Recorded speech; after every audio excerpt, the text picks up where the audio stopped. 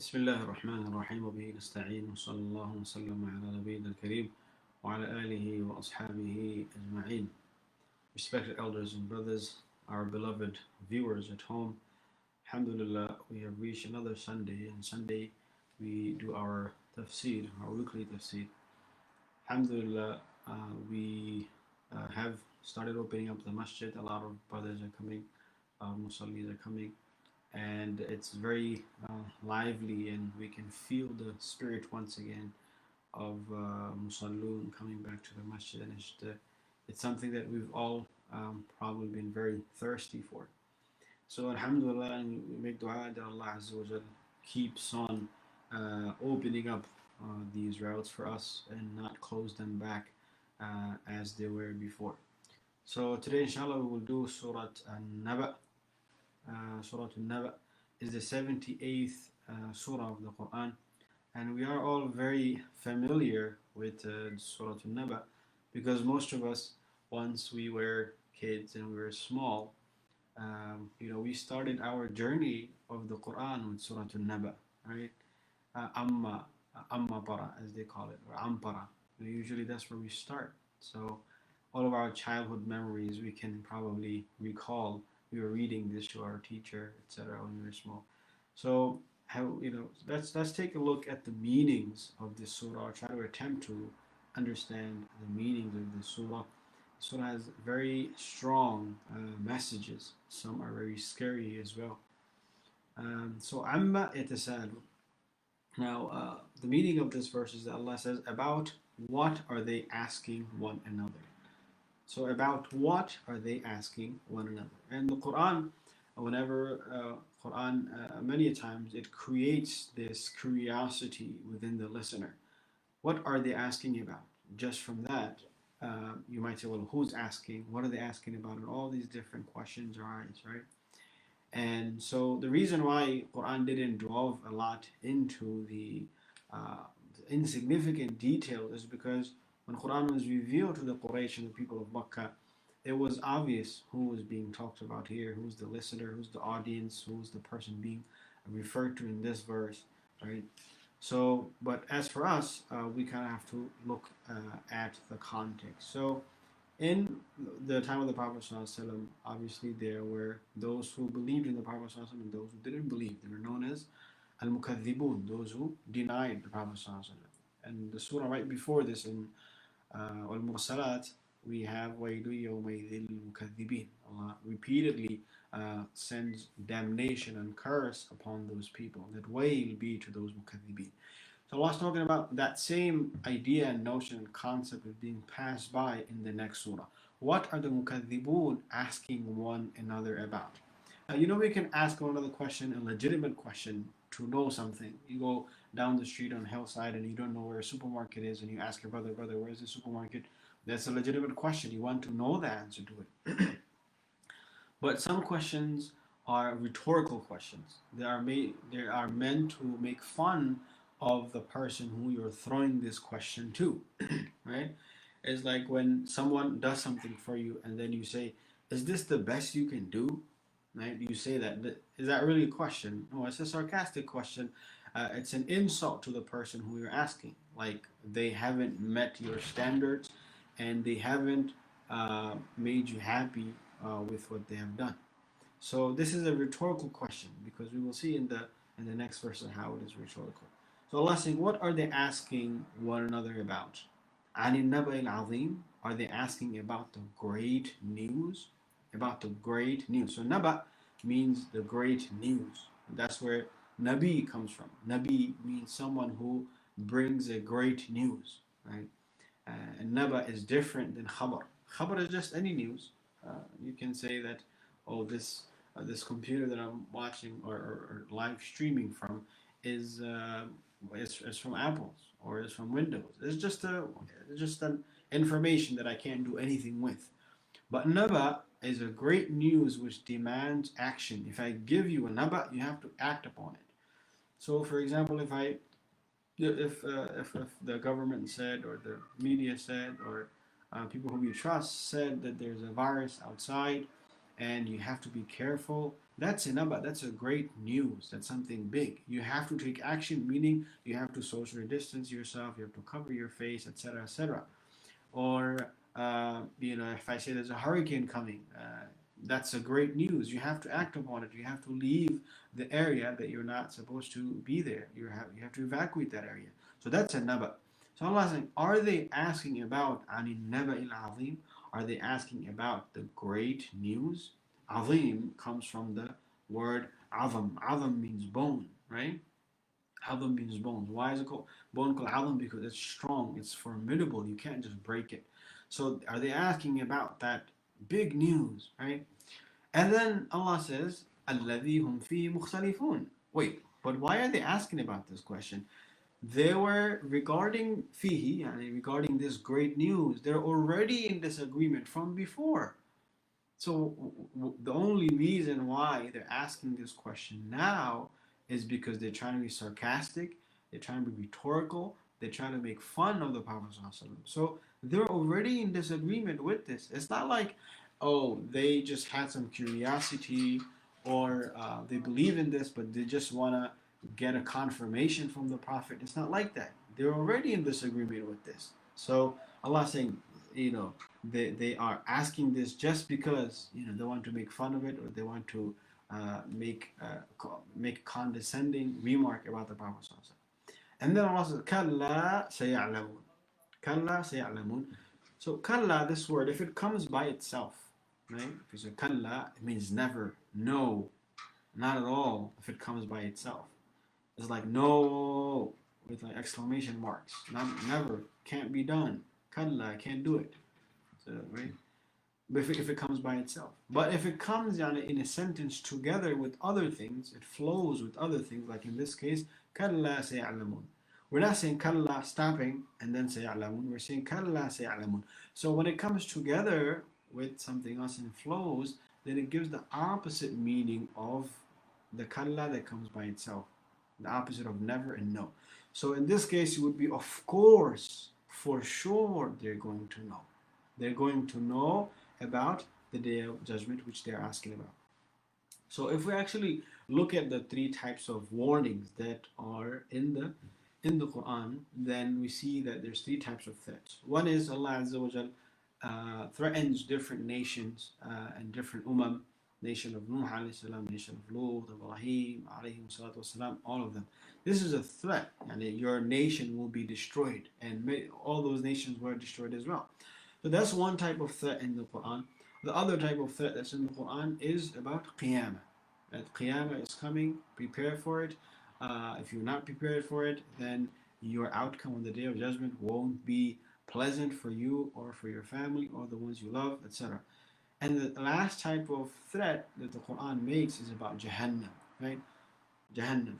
So the first threat, which is that the destruction of nation, that has come to an end with the coming of the Prophet ﷺ. And after the Prophet, there's no other nation that will be destroyed like that, like the Ummah as-Sabiqa. And this is one of the requests the Prophet ﷺ made, right? That my nation don't get destroyed like the nations before. So two of the threats, one of the threat is gone, just two are remaining. That is why Allah says, "Kalla sayalamun." For sure they're going to know about the second threat, which is Qiyamah. And ثُمَّ كَلَّا سَيَعْلَمُونَ. Allah says again, then later. Thumma comes for when there's a huge gap in time. Then later, they're going to know for sure. And that later, that second threat is of Jahannam. And they will be resurrected, and then they will see Qiyamah, and then they will see Jahannam. All right. And then in the following verses, Allah Azza wa Jal is going to paint a picture of this world to us and His great, magnificent creations, how He has created them, and He's going to compare them to what we have created, similar things that we have created, just so that we can see the magnitude and the power and the sheer strength and the capability of Allah Azza wa Jal.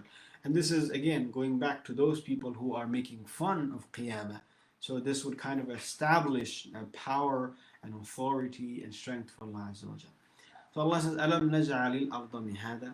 have we not made the bed into a resting place, the earth into a resting place? Have we not made the earth into a resting place? And a bed. So we, just like we human beings make beds, right? But how many people can sleep on that bed? How long can that bed last?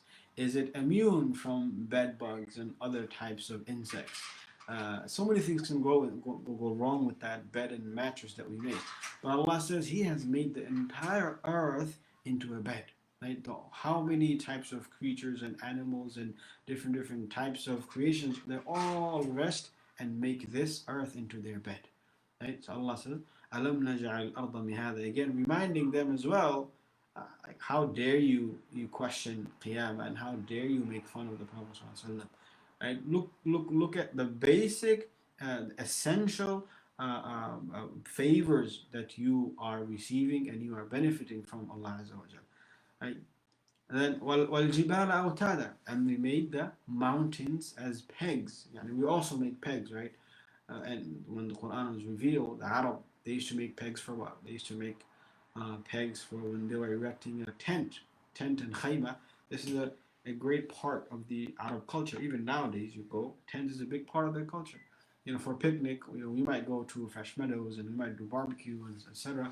All they do is just erect a tent in the middle of a desert and they stay there for a couple of days. They call it istiraha. It's ajib the way they do their recreation. So we have made the earth as pegs. You erect tents with pegs, and sometimes when rain comes, what happens to your pegs? When a loud or strong wind comes, what happens to those pegs? They get uplifted, uprooted, and you don't have control over those things.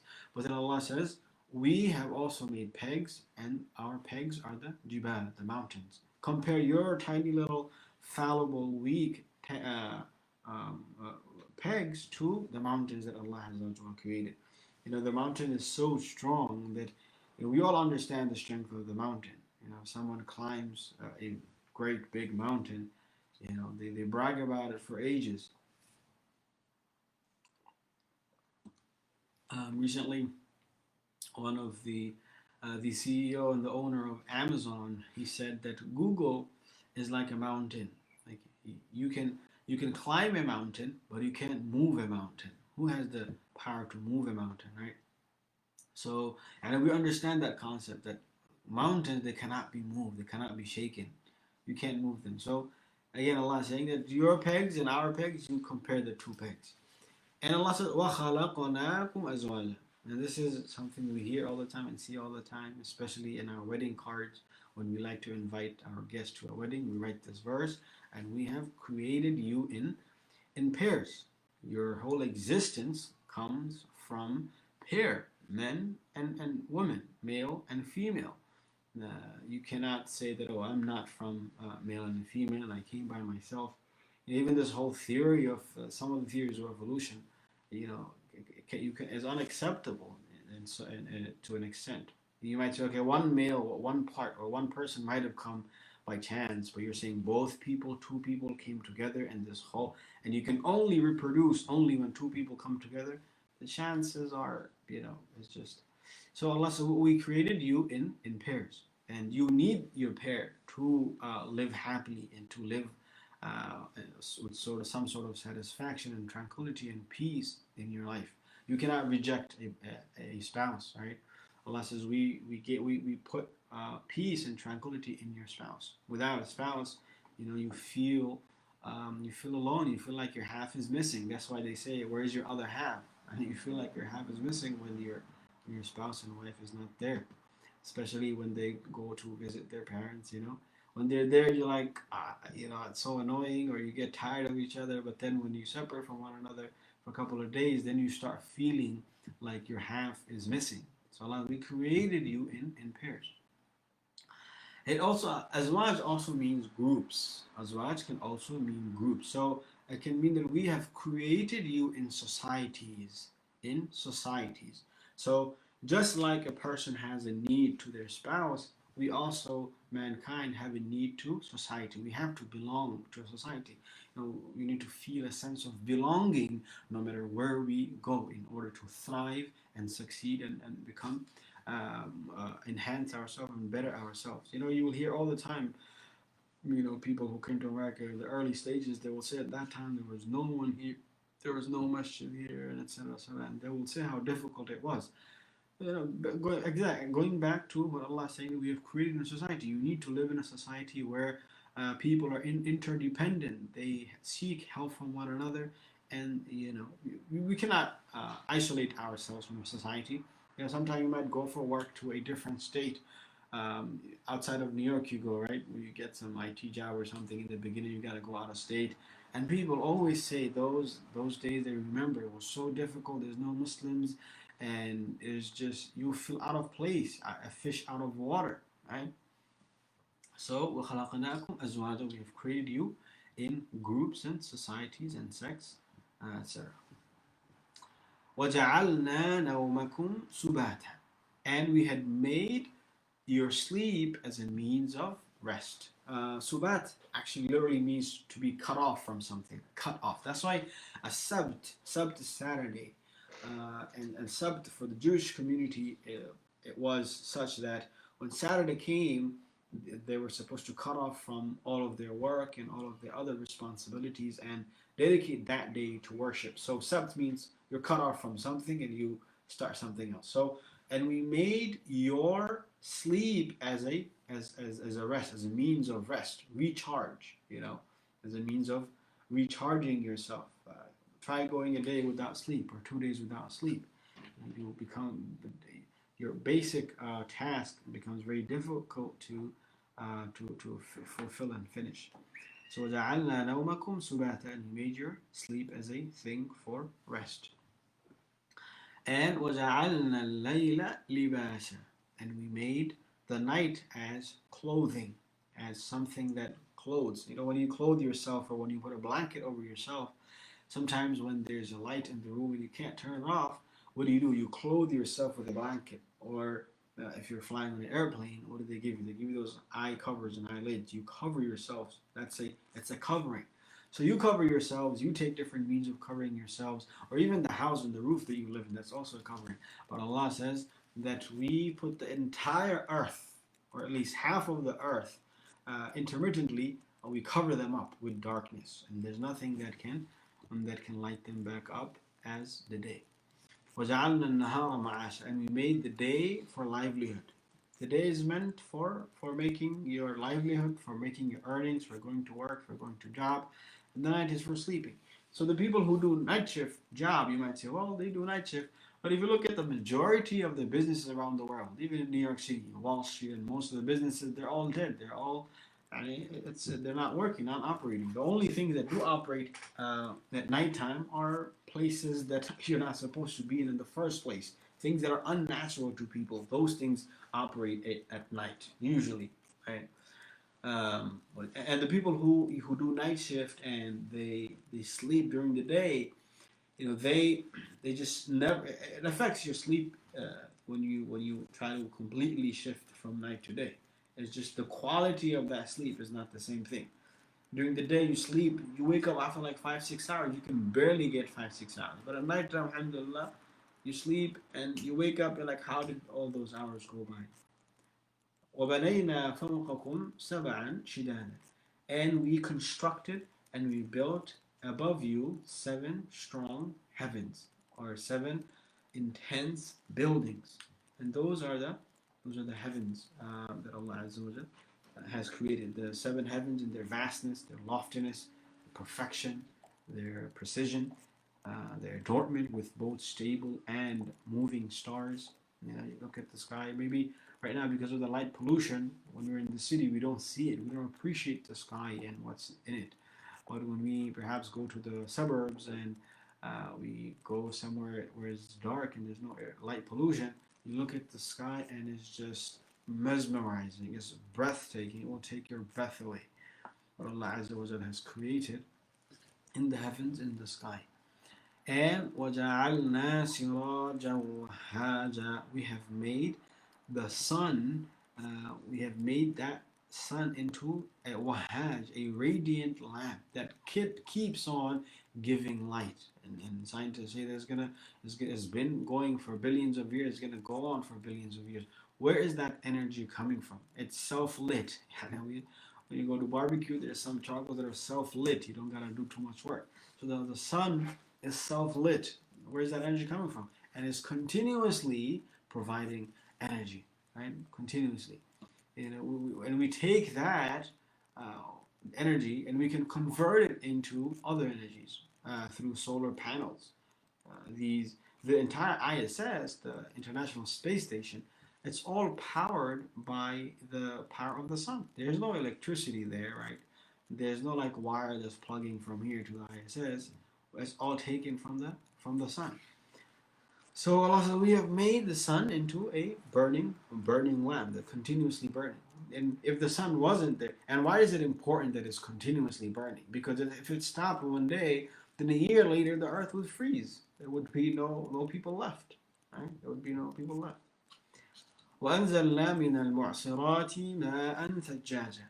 And we have sent down from the mu'sirat, which is the clouds, the rainy clouds that are filled with water. We brought from them ma'an thajjaja, pouring water we have brought down. Even with all our advancement in technology, we cannot and we are not able to squeeze water out of clouds. Allah says we have done that. We have brought down water from those heavy clouds. Right? If Allah Azza wa Jal does not want to bring down water, mankind cannot do anything. There is no technology that can convert the cloud into water and bring it down. It's not going to happen. So Allah says, we are the one that brought down pouring water from those mu'sanats, from those heavy clouds. And the reason is because نُخْرِجَ بِهِ حَبًّا وَنَبَاتًا, so that we may take out with it habban, which is grains and seeds that you eat, that you save for the next season to grow again, or that you save for your animals to feed them, fodder, and wanabata, and vegetation. So it's not only dry food that you save for yourself and your animals, but it's also vegetation with which you eat by. And vegetables are, we all know the importance of eating vegetables and the new nutrition we can find in vegetables. Even when we eat meat doesn't have that much nutrition as much as plants does. Because what happens, right? Everybody gets their energy from the sun. So the sun directly grows the plants. If we eat the plants directly, then there's no middleman between us and that energy and the nutrition that's found in the vegetation. But when we eat animals, cows, etc., we kind of make a middleman between us and the source of energy, which is the sun, right? Obviously, we cannot just eat the rays of the sun. The vegetation that we eat, that absorbs all of that energy, and we eat it. So that's why vegetation is so important for us and for our animals, for them to eat as well. So the importance of vegetation, it's more important than eating meat. And some people are vegan, they don't even eat at all, right? They don't even eat at all. It's not like we have to do it, but and what else do we do? وَجَنَّاتٍ أَلْفَافًا. And Allah says we also take out jannat, gardens, alfafa, intertwined with one another. With one piece of land, if you guys have backyards in your homes, in your houses, you can, in that one small little piece of land, you can grow your tomatoes, your potatoes, your squash, and everything in that small little piece of land. So that's gardens that are intertwined. What if, the land's if you put potato here and tomato there, it wouldn't work, or they would have messed up one another, or this land doesn't produce potato, you gotta go somewhere else. It doesn't work like that, right? They're all together, one piece intertwined, for your own convenience. Right, so these are some of the reminders Allah gives about the favors that He has bestowed upon us. And again, this is the audience here is the audience that was in the beginning of the surah, which is the mukaththibun. And what are they denying? They're denying the day of judgment, right? The Naba al-Azim. So now here Allah comes back to the main point, which is the day of judgment. He says, Inna yawm al-fasli kana miqata. Indeed, the day of judgment, al-fasl, that's gonna differentiate between the people of Jannah and people of Jahannam, kana miqata, it's appointed, it's sure to come. You guys are laughing about it, you guys are being sarcastic about it, it's gonna come, it's appointed. In the yawm al-fasl kana miqata. So don't get distracted with these worldly matters, and just because you don't see anything happening, you think that the day of judgment is not going to come. Allah says in the Quran, لَهُ مُعَقِّبَاتٌ مِّن بَيْنِ يَدَيْهِ وَمِنْ خَلْفِهِ يَحْفَظُونَهُ مِنْ أَمْرِ اللَّهِ. That people have mu'aqqibat, angels who shift their turns, protecting you. Mu'aqqib means something that comes after someone else. So angel comes, takes a shift, protecting you min amrillah, by the command of Allah. And then some other angels come. Right? So just because you don't see any chaos happening around you doesn't mean that nothing is there, nothing is happening. Right? So the day of judgment is sure to come. It's gonna come. Just because you don't see it happening now doesn't mean it's not gonna come.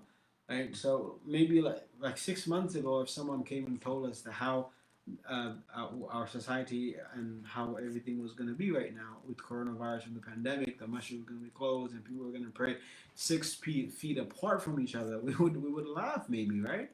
But now it's here. Now we see with our own eyes. We have no choice but to live this reality and to believe in it as well, right? So for the world to switch and flip, and for the tables to turn, and for the realities to change, it doesn't take too much time. So Allah says, indeed, the day of judgment is miqat, it's set, it's appointed, it's gonna come, whether you like it or not, whether you believe it or don't believe in it.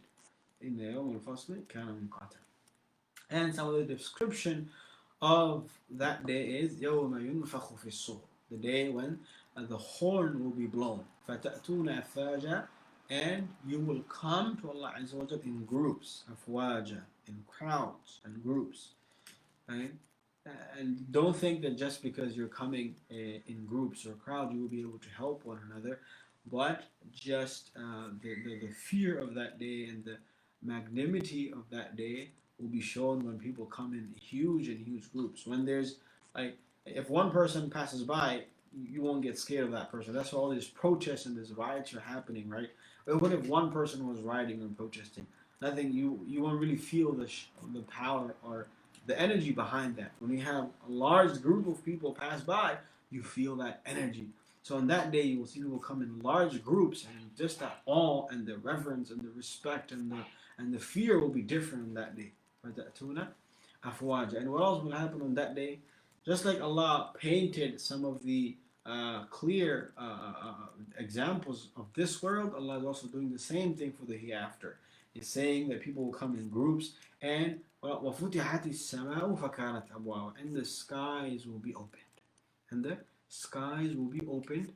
وَفَكَانَتْ أَبْوَابًا, and there will become doors. There will become doors for the angels to come down. And people will start seeing angels. They will see Jibril, they will see Mikael, and they will see this humongous and great creation of Allah with wings that cover the horizons. They will come and we will see them before our eyes. وَسُيِّرَتِ الْجِبَالُ فَكَانَتْ سَرَابًا, and the mountains will be moved. Right? We just said right before that you can move mountains in this world, right? People always give examples that you can move the mountain, but you can't change a person. Just for example's sake, point is that it's very difficult to move a mountain. You can't move it. Who has ever moved a mountain? So Allah said, on the day of judgment, the mountain will be moved. سُيِّرَتِ الْجِبَالُ, and what will happen? فَكَانَتْ سَرَابًا, it will become a mirage. Mirage is on a very hot day, and you're driving on the road, and in front of you, you see this mirage. It's like the heat evaporating. It looks like water from far away.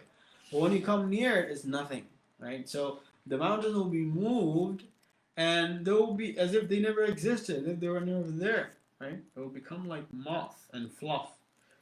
فَكَانَتْ سَرَابًا, it will become like a mirage. Allah says that on the day of judgment, وَتَرَى الْجِبَالَ تَحْسَبُهَا جَامِدَةً, on the day of judgment you will see the mountains as jamid, as solid. It's right there. But what happens? وَهِيَ تَمُرُّ مَرَّ السَّحَابِ, but they shall pass away as the passing of the clouds. Right? Just like the clouds pass away. If you see one piece of cloud passing away, it doesn't mean anything. It's not going to rain. It's very light. Sometimes it holds no significance. Just like that, the mountains will become like that. Right? And remember, so the we're talking about three threats that Allah Azza wa Jal mentions in the Quran. One is destruction of nations, one is the coming of Qiyamah, and one is Jahannam. So the first one, destruction of nations, that's not going to happen anymore, so that didn't take place. So we just talked about Qiyamah, and the second threat, which is still imminent and to come, is Jahannam. So Allah says, "Inna Jahannama kanat mirsada." They were being sarcastic about the day of judgment and Jahannam. Inna Jahannama kanat mirsada. Jahannam is waiting in ambush for them. Mirsad means to be waiting in ambush. Like if you're waiting behind the wall for someone to come and you attack them, that's called you trying to ambush them, right? So Jahannam is waiting for these people just to get to the next world, and Jahannam is going to come and jump on them and ambush them. In the Jahannam كانت مرصادا للطاغين, for the sinners, for the transgressors, Jahannam will be what? Ma'aban, a place of return, a destination, right? A destination. So if you were traveling, for example, and you have 3-4 transits, a transit location, your returning place is wherever you're going to take your rest. So this taghin, this transgressors, the sinners, they're passing by in this world for some time, but their ma'ab, their returning place, for sure is going to be Jahannam. Ma'ab. And are they going to be there? You know, in this world, when we get to our destination, sometimes we go there for a week, for a month, maybe a year, for a vacation. We come back. But over there, these guys, لَابِثِينَ فِيهَا أَحْقَابًا, they will stay there for unending ages, unending times. The time has no limit. They will be there for ahqaba. Right? Musa alayhi salam says to Yusha bin Nun when they were looking for the fish, he said that I will either find Majma' al-Bahraini aw amdi huquba. I will either find the junction or I will keep on going for an unending period of time. So huqub, labithina fi ahqaba, they will remain there for unending times forever. And what else? لا يذوقون فيها بردا ولا شرابا. Once they're in there, they won't be able to taste any sort of bardan, any coolness. You know, this room, when there's no AC and everything is closed, all the windows are closed, you feel like you're in an oven, right? Imagine Jahannam, it's guarded with walls and there's no entrance, no air coming in, no nothing, right? Imagine being there. So over there, they will feel no coolness. It will be hot, and they will be sweating profusely and all of that stuff. And if they go to seek water, wala sharaba, there's no drink there as well. If they were to get any drink, they would get from two sources: hamiman, hot boiling water. That's hamim. Wa ghassaqa, and ghassaqa is water that's made of pus and tears and blood and all those nasty things. So if they were to get any water, it would be that. And you want water, this is what you have. Allah Azza wa Jalla protect us all. Jaza'an wifaqa. This is the appropriate jaza, appropriate reward and recompense that they deserve. In this world, they had no time to worry about the hereafter, not even worry about it. On top of that, they were making fun of it. So this is the only thing that they can get back in the other world is this. That's the wifaq, that's it. Jaza, that's the recompense, that's appropriate, befitting for them. Why? Because لا يرجون حسابا. They weren't expecting an accountability. They didn't think that they're going to go and stand in front of Allah Azza wa Jal. They didn't think that if they fraud or cheat someone or they steal someone, insult someone, then on the day of judgment, no matter how small that thing is, you're going to be held accountable for it. They didn't think of that. Right? And وَكَذَّبُوا بِآيَاتِنَا كِذَّابًا. And they denied our verses completely, complete denial.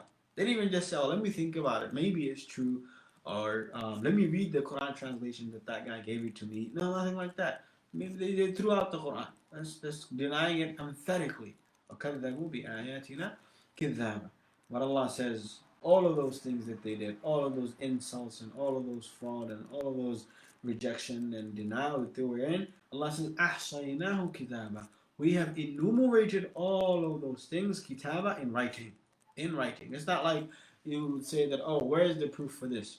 You know, when something is written, it's very serious. When something is written, it's very serious. If you get a parking violation and the cop says, oh, I'm going to write, I gave you a violation, and that's it. We're like, okay, I don't see you registering it. I don't see you writing it down. I don't see you giving me a ticket. It's not there written. It doesn't mean anything. Allah says, we have enumerated all of those things in writing. And thus, what are you going to do today? فَذُوقُوا Taste. Taste the penalty. Taste the punishment of what you're doing. فَلَنْ نَزِيدَكُمْ إِلَّا عَذَابًا. We won't increase you in anything except for punishment. The only thing we're going to increase and give you, you're going to come and ask us for many things. But Allah says the only thing that we're going to give you more of is عَذَابًا, which is punishment. And then on the flip side, the opposite side, Allah Azza wa Jalla always mentions the muttaqeen and what they will get. Allah Azza wa Jalla make us all from the muttaqeen. Inna lil muttaqeen mafaza. Indeed, for the muttaqeen, there will be a mafaz, there will be a great attainment and great success they will have. They will have gardens, hadaiqa wa anaba, and grapevines. They will have gardens beneath which rivers flow, wa kawa'iba atraba, and spouses and women and full-breasted women of equal age. Atraban, same age, not too old, not too young, same age as you. وَكَأْسًا دِهَاقًا, and you will have cups that are full of wine and whatever your heart desires. كَأْسًا دِهَاقًا. And what else? لَا يَسْمَعُونَ فِيهَا لَغْوًا وَلَا كِذَّابًا. They will not hear in Jannah, they will not hear any falsehood or any ill speech. You might say, well, why does it matter if someone just lies? It doesn't have anything to do with me. Right? Put yourself in a situation in this world where all you hear is falsehood and lies, and you can't do anything about that. How frustrating is that, right?